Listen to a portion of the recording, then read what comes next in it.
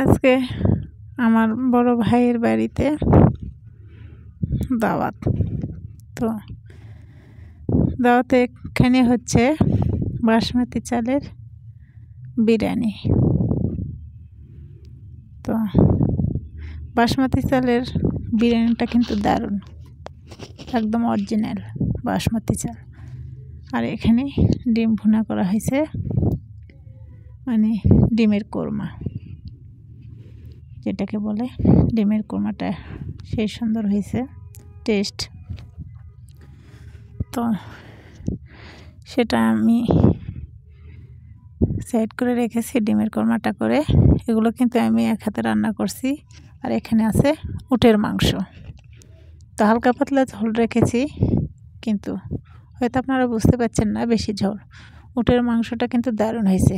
এখানে কিন্তু কোনো গরুর মাংস নাই। আর এখানে মিষ্টি, সাদা কালো মিষ্টি, তো সেটা এখানে নিয়ে আসা হয়েছে। তো আজকে দাওয়াতে কিন্তু গরুর মাংস নাই, আর পোলার চাল নেই, বাসমতি চাল। তো এখানে এখন সবাই খাওয়া শুরু করছে। তো পিচ্চিরা খুব মজা করে খাচ্ছে। আর সামনে কিন্তু বড় কড়াইয়ে যেটাতে বিরিয়ানি করা হয়েছে সেই কড়াইটাই মাঝখানে রাখা হয়েছে। তো সবাই খাওয়া শুরু করছে। এখানে খুব মজা হয়েছে রান্নাগুলা। তো হয়তো আপনারা ভাবতেছেন যে কড়াই মাঝখানে নিয়েছে, এটা আবার কেমন দাওয়াত। আরে ভাই, আমরা বাড়ির মানুষই সবাই, কি আর করার, বাহিরের কেউ না। কড়াই নিলে তো সমস্যা নেই, এত ঝামেলা করার কী দরকার।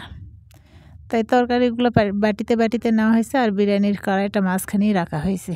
যে যার যতটুকু লাগবে সে ততটুকুই তুলে নেবে, নিয়ে খাবে, সমস্যা কী। তো সবাই খাওয়া শুরু করছে। তো পিচ্চিরা তো খুব মজা পাইছে।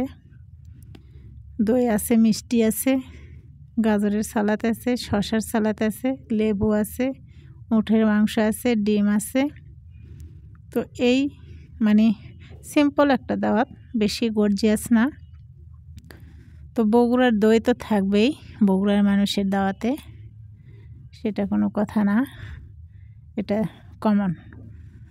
মানে মাঝে মধ্যে তো আমরা সপ্তাহে 2-1 দিন দই খাই, তারপরেও দাওয়াত বলে কথা, সেখানে দই না থাকলে কি আর হয়। তো দই আছে সেটাই। তো এখানে আবার আমার বাচ্চাটা কোথায় যেন যাবে। তো শাড়ি পরে ও মানে ঘোমটা দিয়ে হুন্ডাতে বসে আছে, যাবে, আজকে যেতেই হবে ওর বাবার সাথে বাইরে।